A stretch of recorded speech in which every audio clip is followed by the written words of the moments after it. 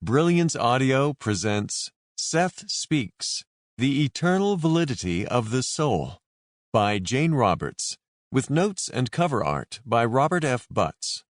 Performed by Braden Wright, Donna Pastel, and Mel Foster. Copyright 1972 by Jane Roberts. Copyright 1994 by Robert F. Butts. Copyright 2012 by Laurel Davies. Performance copyright 2018 by Brilliance Publishing, Inc., all rights reserved. Session 511, January 21st, 1970, 9:10 p.m., Wednesday. Now, I bid you, Joseph, a good evening. Good evening, Seth.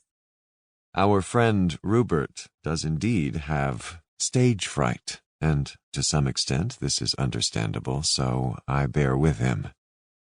However, let us begin with Chapter 1. Rupert may write an introduction if he likes. Jane smiled. Chapter 1. Now, you have heard of ghost hunters. I can quite literally be called a ghost writer, though I do not approve of the term ghost. It is true that I am usually not seen in physical terms.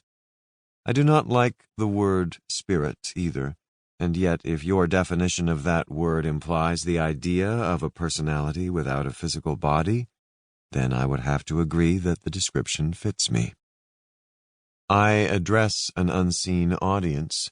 However, I know that my readers exist, and therefore I shall ask each of them now to grant me the same privilege. I write this book through the auspices of a woman of whom I have become quite fond. To others it seems strange that I address her as Rupert and him, but the fact is that I have known her in other times and places by other names. She has been both a man and a woman, and the entire identity who has lived these separate lives can be designated by the name of Rupert. Names are not important, however. My name is Seth. Names are simply designations, symbols, and yet since you must use them, I shall also. I write this book with the cooperation of Rupert, who speaks the words for me. In this life, Rupert is called Jane, and her husband, Robert Butts, takes down the words that Jane speaks. I call him Joseph.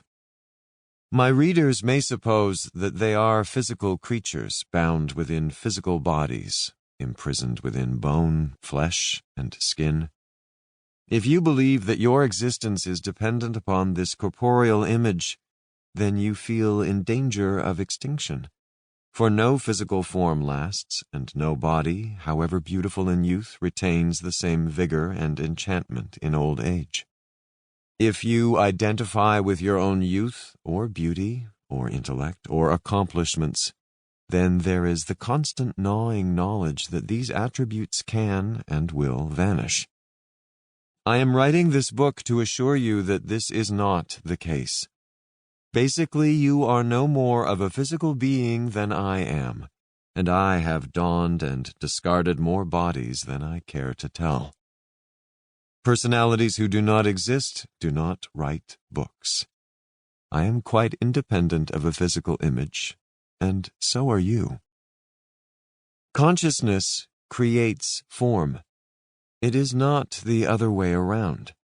All personalities are not physical.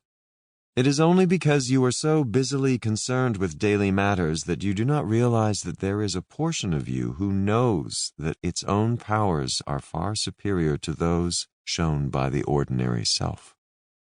You have lived other existences, and that knowledge is within you, though you are not consciously aware of it.